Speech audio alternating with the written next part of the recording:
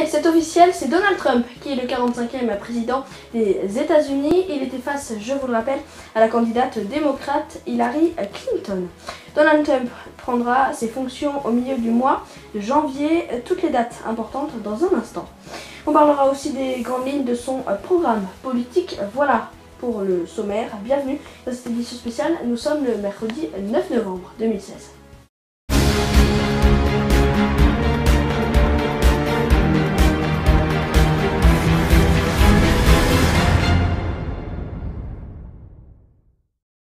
Donald Trump est donc le 45e président des États-Unis. Regardez ces chiffres, il y a eu 276 grands électeurs contre 218 pour Hillary Clinton. Il a donc plus de 270 grands électeurs.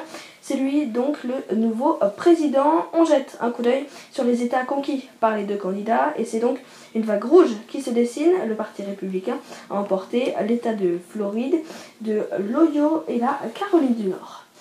Les résultats de notre sondage, vous avez été 6 à répondre que Hillary Clinton gagnerait. Merci d'avoir pris le temps de répondre. On écoute maintenant le portrait de Donald Trump.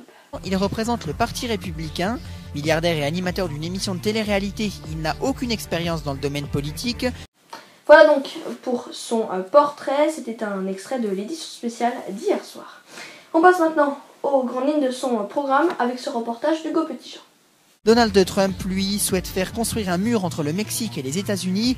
Il justifie cela en déclarant, je cite, que le Mexique ramène de la drogue, du crime et envoie ses violeurs. Au niveau de l'économie, il souhaite entrer dans une guerre commerciale avec les Chinois et rétablir de bonnes relations avec Vladimir Poutine, le chef de l'État russe. Il souhaite également supprimer l'impôt sur le revenu pour les Américains gagnant moins de 25 000 $ et diminuer l'impôt pour les sociétés. Enfin, il a menacé Ford de taxer un maximum les véhicules fabriqués au Mexique. Niveau santé, Trump veut abroger la loi qui permettait aux Américains d'avoir une couverture médicale abordable.